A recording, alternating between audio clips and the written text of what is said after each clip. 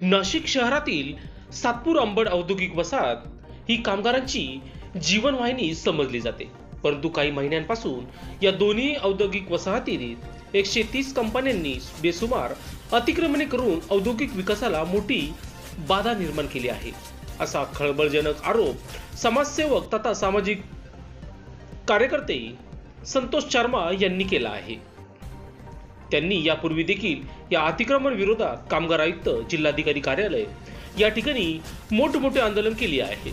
त्यांनी आज दिनांक 27 जून 2025 रोजी नाशिक शहराच्या सातपूर येथे पत्रकार परिषद घेत सांगितले, निमा आणि आयमा या औद्योगिक संघटनाच्या अध्यक्षांकडून अतिक्रमणे केलेल्या कंपन्यांना सातत्याने पाठीशी घालण्याचा प्रयत्न केला जात आहे. यापूर्वी या अध्यक्षांनी माझ्यावर दबाव आणण्यासाठी बरेच प्रयत्न केले. राजकीय दबाव आणून माझे आंदोलन दडपण्याचा प्रयत्नही त्यांनी केला.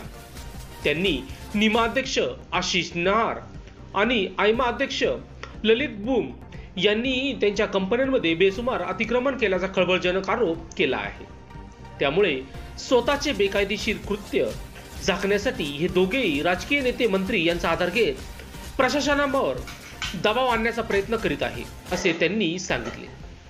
तसेच पुढे म्हणाले की नाशिकच्या औद्योगिक विकासासाठी आणि स्थानिक तरुणांच्या रोजगारासाठी हा माझा लढा असून माझ्या अखेरच्या श्वासापर्यंत तो मी लढणार आहे. तसेच उद्योजकांच्या संघटनेवर आशिष नहार हे घटनाबाह्य पद्धतीने अध्यक्ष म्हणून बसले आहेत.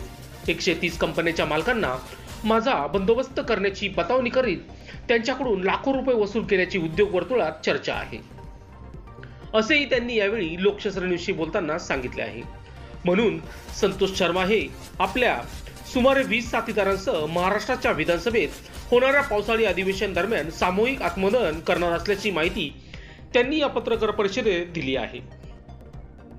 म्हणून येणाऱ्या पुढील काळात सातपूर अंबड औद्योगिक वसाहतीतील अवैधरित्या बांधकामाचा मुद्दा पावसाळी अधिवेशनात गाजणार का, हे बघणे महत्त्वाचे ठरणार आहे.